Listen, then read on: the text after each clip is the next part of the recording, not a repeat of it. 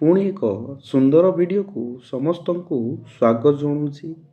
ଆଜିର ଏହି ଭିଡ଼ିଓରେ ଆମେ ପଢ଼ିବା ଏବଂ ଜାଣିବା ଭାରତୀୟ ସମ୍ବିଧାନର ମୌଳିକ ବୈଶିଷ୍ଟ୍ୟ ବିଷୟରେ, ଯାହାକି ପିଲାମାନେ ତୁମର +2 ସେକେଣ୍ଡ ଇୟର ଆର୍ଟ୍ସ ହିଷ୍ଟ୍ରି ସବଜେକ୍ଟର ୟୁନିଟ୍ 5ର ଏକ ଟପିକ୍ ଅଟେ। ତୁମର ଆନ୍ୟୁଆଲ୍ ଏକ୍ଜାମରେ ଏହା 8 ମାର୍କର ପ୍ରଶ୍ନ ଆସିଥାଏ। ପିଲାମାନେ ଭିଡ଼ିଓଟି ଯଦି ଭଲ ଲାଗିବ ଭିଡ଼ିଓଟିକୁ ଲାଇକ୍ କରିଦେବ। ଭିଡ଼ିଓଟି ଯଦି ଭଲ ଲାଗୁଛି ପିଲାମାନେ ଭିଡ଼ିଓଟିକୁ ସେୟାର ମଧ୍ୟ କରିଦେବ ତୁମ ସାଙ୍ଗମାନଙ୍କ ସହିତ। ତା ସହିତ ପିଲାମାନେ +2 ସେକେଣ୍ଡ ଇୟର ଆର୍ଟ୍ସ ହିଷ୍ଟ୍ରି ବିଷୟ ସମ୍ବନ୍ଧୀୟ ଭିଡ଼ିଓ ଗୁଡ଼ିକୁ ଦେଖିବା ପାଇଁ ଏହି ଚ୍ୟାନେଲଟିକୁ ସବସ୍କ୍ରାଇବ୍ ମଧ୍ୟ କରିଦେବ। ପିଲାମାନେ ତୁମର ଆନ୍ୟୁଆଲ୍ ଏକ୍ଜାମରେ ଯଦି ଭାରତୀୟ ସମ୍ବିଧାନର ମୌଳିକ ବୈଶିଷ୍ଟ୍ୟ ପ୍ରଶ୍ନ ଆସେ, ତାହେଲେ ତୁମେ ଏହି 13ଟି ପଏଣ୍ଟକୁ ଲେଖିବ। ତା ସହିତ ସେଇ 13ଟି ପଏଣ୍ଟରେ 4ରୁ 5ଟି ସେଣ୍ଟେନ୍ସ ଲେଖିଦେବ, ଯଦ୍ୱାରା ତୁମର ଉତ୍ତରଟି ସମ୍ପୂର୍ଣ୍ଣ ହୋଇଯିବ। ପିଲାମାନେ ଭାରତୀୟ ସମ୍ବିଧାନର ମୌଳିକ ବୈଶିଷ୍ଟ୍ୟ ଗୁଡ଼ିକ ହେଉଛି ବୃହତ୍ତମ ଲିଖିତ ସମ୍ବିଧାନ, ସଂଘୀୟ ଶାସନ ବ୍ୟବସ୍ଥା, ଏକକ ନାଗରିକତା, ନମନୀୟତା ଓ ଅନମନୀୟତା, ସଂସଦୀୟ ଶାସନ ବ୍ୟବସ୍ଥା, ମୌଳିକ ଅଧିକାର, ରାଷ୍ଟ୍ରୀୟ ନିର୍ଦ୍ଦେଶମୂଳକ ନୀତି, ମୌଳିକ ଅଧିକାର, ଜନମଙ୍ଗଳ ରାଷ୍ଟ୍ର, ଧର୍ମନିରପେକ୍ଷ ରାଷ୍ଟ୍ର, ସୁସଂହତ ନିରପେକ୍ଷ ବିଚାର ବ୍ୟବସ୍ଥା, ସାର୍ବଭୌମ ସାଧାରଣତନ୍ତ୍ର। ତା ସହିତ ପିଲାମାନେ ଭାରତୀୟ ସମ୍ବିଧାନର ଆହୁରି ଏକ ମୌଳିକ ବୈଶିଷ୍ଟ୍ୟ ହେଉଛି ଗଣତାନ୍ତ୍ରିକ ଅନୁଷ୍ଠାନ। ଏହି ସମସ୍ତ ହେଉଛି ଗୋଟିଏ ଗୋଟିଏ ଭାରତୀୟ ସମ୍ବିଧାନର ମୌଳିକ ବୈଶିଷ୍ଟ୍ୟ। ଯଦି ତୁମର ଆନ୍ୟୁଆଲ୍ ଏକ୍ଜାମରେ ଏହି ପ୍ରଶ୍ନ ଆସେ ପିଲାମାନେ, ତୁମକୁ ତୁମର ଉତ୍ତର ଖାତାରେ ଏହି 13ଟି ପଏଣ୍ଟକୁ ଲେଖିବାକୁ ପଡ଼ିବ। ତା ସହିତ ଏହି ପ୍ରତ୍ୟେକ ପଏଣ୍ଟକୁ ବିସ୍ତୃତ ଭାବରେ ବର୍ଣ୍ଣନା କରିବାକୁ ପଡ଼ିବ 3ରୁ 4ଟି ବାକ୍ୟ ମଧ୍ୟରେ, ଯଦ୍ୱାରା ତୁମର ଉତ୍ତରଟି ସମ୍ପୂର୍ଣ୍ଣ ହୋଇଯିବ। ଭାରତୀୟ ସମ୍ବିଧାନର ମୌଳିକ ବୈଶିଷ୍ଟ୍ୟ। ସମ୍ବିଧାନ କାହାକୁ କୁହାଯାଏ? ଦେଖ ପିଲାମାନେ, ଯେଉଁ ନୀତି ନିୟମ ଦ୍ୱାରା ଗୋଟିଏ ଦେଶ ପରିଚାଳିତ ହୋଇଥାଏ ତାକୁ ସମ୍ବିଧାନ କୁହାଯାଇଥାଏ। ଭାରତ ମଧ୍ୟ ଏକ ଦେଶ ଏବଂ ଭାରତୀୟ ସମ୍ବିଧାନର ନୀତି ନିୟମ ଦ୍ୱାରା ପରିଚାଳିତ ହୋଇଥାଏ। ଭାରତର ଯେଉଁ ମୂଳ ସମ୍ବିଧାନ ଥିଲା ପିଲାମାନେ, ସେହି ମୂଳ ସମ୍ବିଧାନରେ 395ଟି ଧାରା ଥିଲା, 22ଟି ଅଂଶ ଥିଲା ଏବଂ 8ଟି ସୂଚୀ ଥିଲା। ତୁମର ଆନ୍ୟୁଆଲ୍ ଏକ୍ଜାମରେ 1 ମାର୍କର ପ୍ରଶ୍ନ ଆସିଥାଏ ପିଲାମାନେ, ମୂଳ ସମ୍ବିଧାନରେ କେତୋଟି ଧାରା ଥିଲା ବୋଲି। କେତୋଟି ଧାରା ଥିଲା? 395ଟି ଧାରା ଥିଲା। ମୂଳ ସମ୍ବିଧାନରେ କେତୋଟି ଅଂଶ ଥିଲା ବୋଲି ପରୀକ୍ଷାରେ ପ୍ରଶ୍ନ ଆସିଥାଏ। କେତୋଟି ଅଂଶ ଥିଲା? 22ଟି ଅଂଶ ଥିଲା। କେତୋଟି ସୂଚୀ ଥିଲା? 8ଟି ସୂଚୀ ଥିଲା। ଆନ୍ୟୁଆଲ୍ ଏକ୍ଜାମ ଦୃଷ୍ଟିରୁ ପିଲାମାନେ ଏହି ମୂଳ ସମ୍ବିଧାନର ଧାରା, ଅଂଶ ଏବଂ ସୂଚୀଟିକୁ ମନେ ରଖିବ। ଭାରତୀୟ ସମ୍ବିଧାନର ପ୍ରଥମ ବୈଶିଷ୍ଟ୍ୟଟି ହେଉଛି ପିଲାମାନେ ବୃହତ୍ତମ ଲିଖିତ ସମ୍ବିଧାନ। ଭାରତର ସମ୍ବିଧାନ ହେଉଛି ପୃଥିବୀର ବୃହତ୍ତମ ଲିଖିତ ସମ୍ବିଧାନ। ଭାରତୀୟ ସମ୍ବିଧାନ ଲେଖାଯାଇଛି ପିଲାମାନେ, ଭାରତୀୟ ସମ୍ବିଧାନ ତାର ବିଭିନ୍ନ ବୈଶିଷ୍ଟ୍ୟକୁ ବିଭିନ୍ନ ଦେଶରୁ ଆଣି ଭାରତର ସମ୍ବିଧାନକୁ ଲେଖାଯାଇଛି।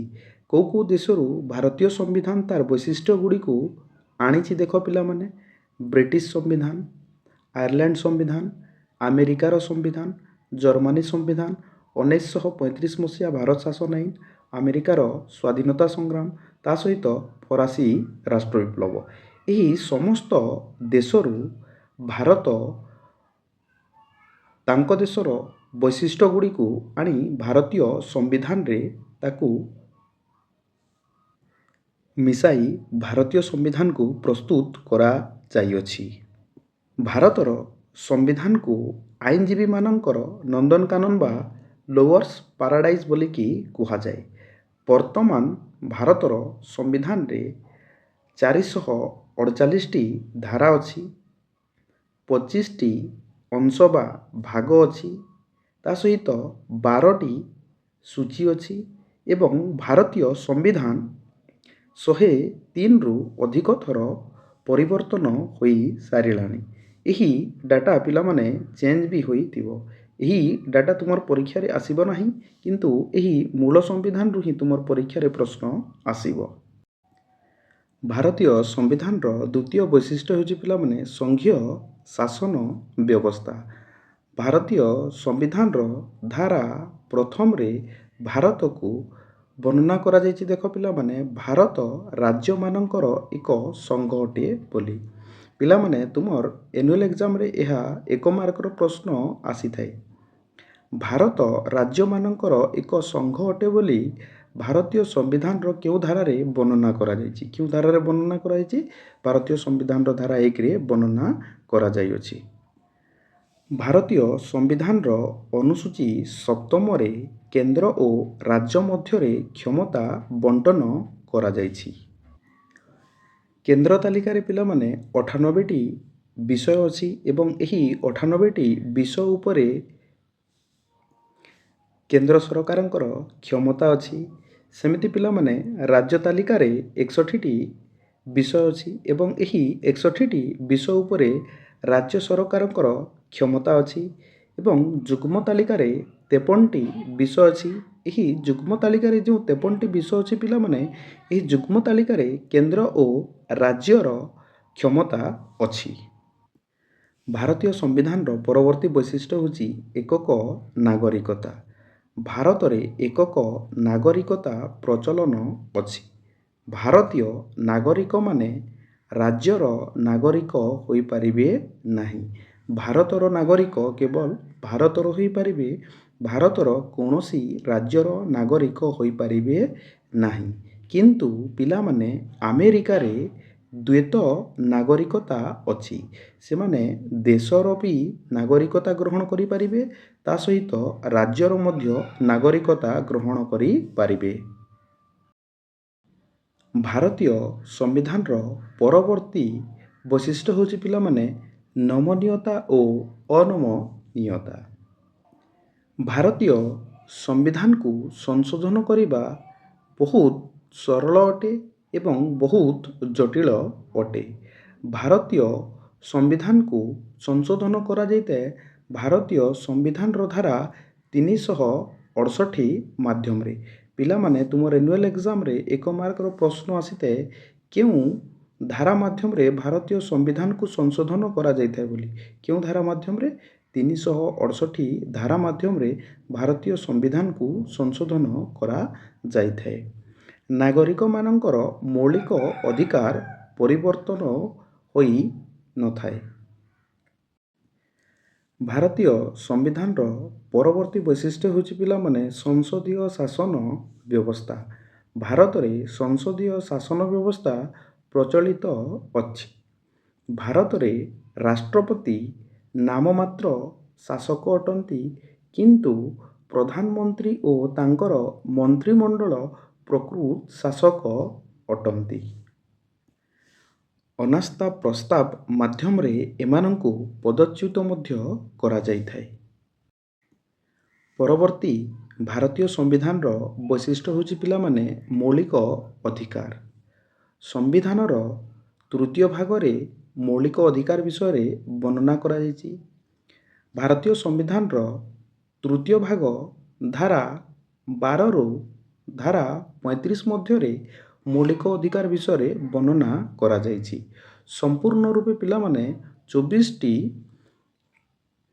ଧାରା ମାଧ୍ୟମରେ ମୌଳିକ ଅଧିକାର ବର୍ଣ୍ଣନା କରାଯାଇଛି। ଭାରତୀୟ ସମ୍ବିଧାନରେ 6ଟି ମୌଳିକ ଅଧିକାର ଅଛି। ପିଲାମାନେ ତୁମର ଆନୁଆଲ ଏକ୍ଜାମରେ ପ୍ରଶ୍ନ ଆସିଥାଏ ସମ୍ବିଧାନର କେଉଁ ଭାଗରେ ମୌଳିକ ଅଧିକାର ବର୍ଣ୍ଣନା କରାଯାଇଛି ବୋଲି। ସମ୍ବିଧାନର 3ୟ ଭାଗରେ ମୌଳିକ ଅଧିକାର ବିଷୟରେ ବର୍ଣ୍ଣନା କରାଯାଇଛି।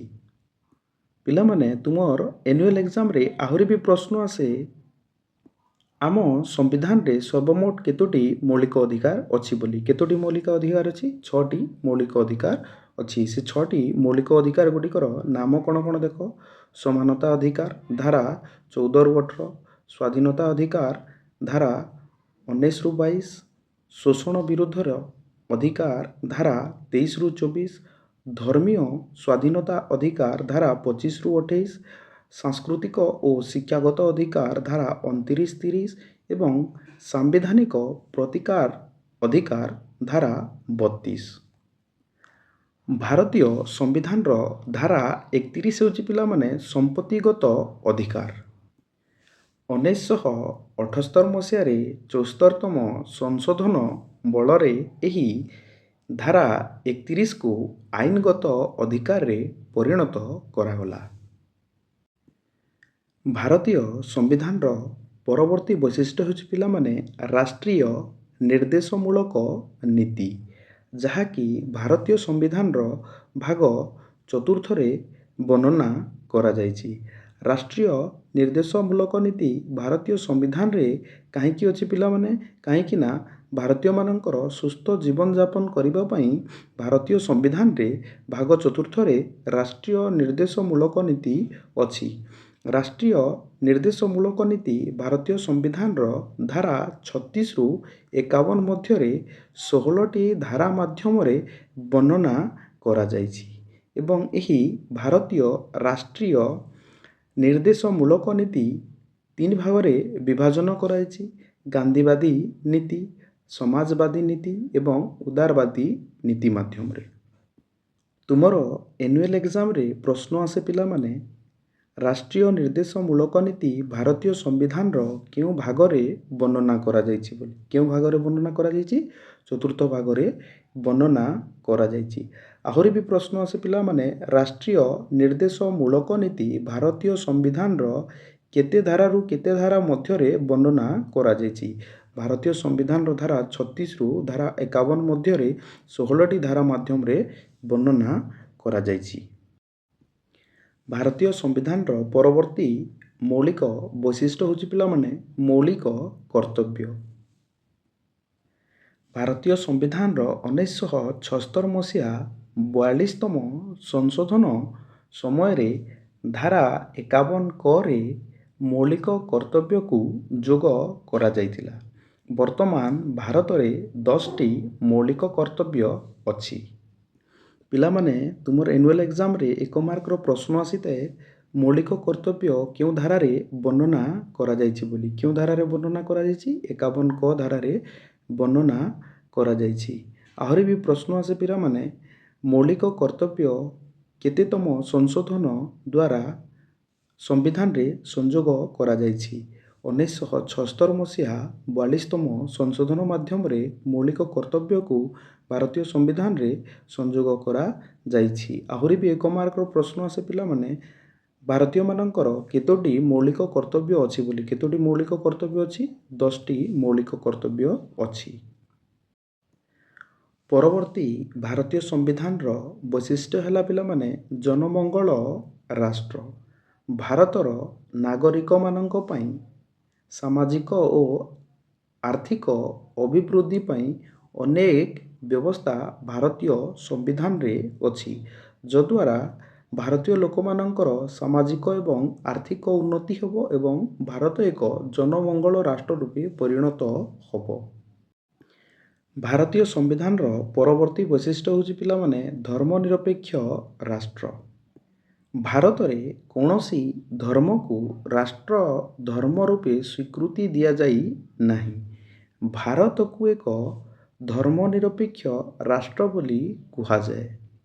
ଭାରତୀୟ ସମ୍ବିଧାନର ଧାରା 25ରେ ବର୍ଣ୍ଣନା କରାଯାଇଛି ଯେ ଯେକୌଣସି ଲୋକ ଯେକୌଣସି ଧର୍ମକୁ ଗ୍ରହଣ କରିପାରିବେ, କୌଣସି ଧର୍ମକୁ ପ୍ରଚାର କରିପାରିବେ, ତା ସହିତ ସେ ଧର୍ମର ପ୍ରସାର ମଧ୍ୟ କରିପାରିବେ। ପରବର୍ତ୍ତୀ ବୈଶିଷ୍ଟ୍ୟ ହେଉଛି ପିଲାମାନେ ସୁସଂହତ ନିରପେକ୍ଷ ବିଚାର ବ୍ୟବସ୍ଥା। ଭାରତର ବିଚାର ବ୍ୟବସ୍ଥା ହେଉଛି ସୁସଂହତ ନିରପେକ୍ଷ ବିଚାର ବ୍ୟବସ୍ଥା। ଜିଲ୍ଲାଠାରୁ କେନ୍ଦ୍ର ସ୍ତରରେ ଉଚ୍ଚତମ ନ୍ୟାୟାଳୟ ସୁସଂହତ ଓ ନିରପେକ୍ଷ ଅଟେ। ଭାରତୀୟ ସମ୍ବିଧାନ ନ୍ୟାୟିକ ପୁନରାବଲୋକନ କ୍ଷମତା ପ୍ରଦାନ କରିଛି ଉଚ୍ଚତମ ନ୍ୟାୟାଳୟକୁ। ପରବର୍ତ୍ତୀ ବୈଶିଷ୍ଟ୍ୟ ହେଉଛି ସାର୍ବଭୌମ ସାଧାରଣତନ୍ତ୍ର। ପିଲାମାନେ ଭାରତ ହେଉଛି ସାର୍ବଭୌମ ସାଧାରଣତନ୍ତ୍ର ରାଷ୍ଟ୍ର। ଭାରତର ଭୌଗୋଳିକ ପରିସୀମା ମଧ୍ୟରେ ଯେଉଁ ନାଗରିକ ଅଛନ୍ତି, ଯେଉଁ ସଂଗଠିତ ଅନୁଷ୍ଠାନ ଗୁଡ଼ିକ ଅଛି, ତାହା ଉପରେ ଭାରତର ଅଧିକାର ଅଛି। ଭାରତୀୟ ସମ୍ବିଧାନର ପରବର୍ତ୍ତୀ ବୈଶିଷ୍ଟ୍ୟ ହେଉଛି ପିଲାମାନେ ଗଣତାନ୍ତ୍ରିକ ଅନୁଷ୍ଠାନ। ଭାରତର ସମ୍ବିଧାନ ଗଣତାନ୍ତ୍ରିକ ବ୍ୟବସ୍ଥା ଉପରେ ପ୍ରାଧାନ୍ୟ ଦେଇଥାଏ। ଭାରତୀୟ ସମ୍ବିଧାନର ଧାରା 326ରେ ସାର୍ବଜନୀନ ସାବାଳକ ଭୋଟ ପ୍ରଥା ବିଷୟରେ ବର୍ଣ୍ଣନା କରାଯାଇଛି। ଭାରତରେ ଯେଉଁ ମାନଙ୍କୁ 18 ବର୍ଷ ବା 18 ବର୍ଷରୁ ଅଧିକ ବୟସ ହୋଇଥିବ, ସେମାନେ ବା ସେହି ନାଗରିକମାନେ ନିର୍ବାଚନରେ ଅଂଶଗ୍ରହଣ କରିପାରିବେ। ପିଲାମାନେ ତୁମର ଆନ୍ୟୁଆଲ୍ ଏକ୍ଜାମରେ 1 ମାର୍କର ପ୍ରଶ୍ନ ଆସିଥାଏ। ପ୍ରଶ୍ନ କେମିତି ଆସିଥାଏ? କେଉଁ ଧାରା ଭାରତୀୟ ସମ୍ବିଧାନର କେଉଁ ଧାରାରେ ସାର୍ବଜନୀନ ସାବାଳକ ଭୋଟ ପ୍ରଥା ପ୍ରଚଳନ କରାଯାଇଛି ବୋଲି? କେଉଁ ଧାରାରେ? 326 ଧାରାରେ ସାର୍ବଜନୀନ ସାବାଳକ ଭୋଟ ପ୍ରଥା ପ୍ରଚଳନ କରାଯାଇଛି। ଆହୁରି ମଧ୍ୟ 1 ମାର୍କର ପ୍ରଶ୍ନ ଆସିଥାଏ ପିଲାମାନେ, ଜଣେ ବ୍ୟକ୍ତି କେତେ ବର୍ଷ ବୟସରେ ଭାରତରେ ନିର୍ବାଚନରେ ଅଂଶଗ୍ରହଣ କରିପାରିବ? କେତେ ବର୍ଷ ବୟସରେ? 18 ବର୍ଷ ବୟସରେ ଭାରତରେ ଜଣେ ବ୍ୟକ୍ତି ନିର୍ବାଚନରେ ଅଂଶଗ୍ରହଣ କରିପାରିବ। ପିଲାମାନେ ଯଦି ତୁମର ଆନ୍ୟୁଆଲ୍ ଏକ୍ଜାମରେ ଭାରତୀୟ ସମ୍ବିଧାନର ମୌଳିକ ବୈଶିଷ୍ଟ୍ୟ 8 ମାର୍କର ପ୍ରଶ୍ନ ଆସେ, ତାହେଲେ ତୁମେ ଏହି 13ଟି ପଏଣ୍ଟକୁ ଲେଖିଦେବ ଏବଂ ସେହି ପଏଣ୍ଟ ଗୁଡ଼ିକରେ 3ରୁ 4ଟି ସେଣ୍ଟେନ୍ସ ଲେଖିଦେବ। ତୁମର ଉତ୍ତରଟି ସମ୍ପୂର୍ଣ୍ଣ ହୋଇଯିବ। ଏଠି ମୌଳିକ ଅଧିକାର 2 ଥର ଇଏଥିଲା ପିଲାମାନେ। 8 ନମ୍ବରରେ କରିବ ମୌଳିକ କର୍ତ୍ତବ୍ୟ। ଆଜିର ଏହି ଭିଡ଼ିଓରେ ଆମେ ଜାଣିଲେ ଭାରତୀୟ ସମ୍ବିଧାନର ମୌଳିକ ବୈଶିଷ୍ଟ୍ୟ ବିଷୟରେ, ଯାହାକି ତୁମର +2 ସେକେଣ୍ଡ ଇୟର ଆର୍ଟ୍ସ ହିଷ୍ଟ୍ରି ସବଜେକ୍ଟର ଏକ ଟପିକ୍ ଅଟେ, ୟୁନିଟ୍ 5ର, ଏବଂ ଏହା ତୁମର ଆନ୍ୟୁଆଲ୍ ଏକ୍ଜାମରେ 8 ମାର୍କର ପ୍ରଶ୍ନ ଆସିଥାଏ। ପିଲାମାନେ ଭିଡ଼ିଓଟି ଯଦି ଭଲ ଲାଗିଥିବ, ଭିଡ଼ିଓଟିକୁ ଲାଇକ୍ କରିଦେବ, ତୁମର ସାଙ୍ଗମାନଙ୍କ ସହିତ ସେୟାର କରିଦେବ, ତା ସହିତ ଏହି ୟୁଟ୍ୟୁବ୍ ଚ୍ୟାନେଲଟିକୁ ସବସ୍କ୍ରାଇବ୍ ମଧ୍ୟ କରିଦେବ, ଯଦ୍ୱାରା ମୁଁ ଯେତେବେଳେ ବି ଯାହା ବି ଭିଡ଼ିଓ ଅପଲୋଡ଼ କରିବି ତୁମମାନଙ୍କ ପାଖକୁ ନୋଟିଫିକେସନଟି ଚାଲିଯିବ।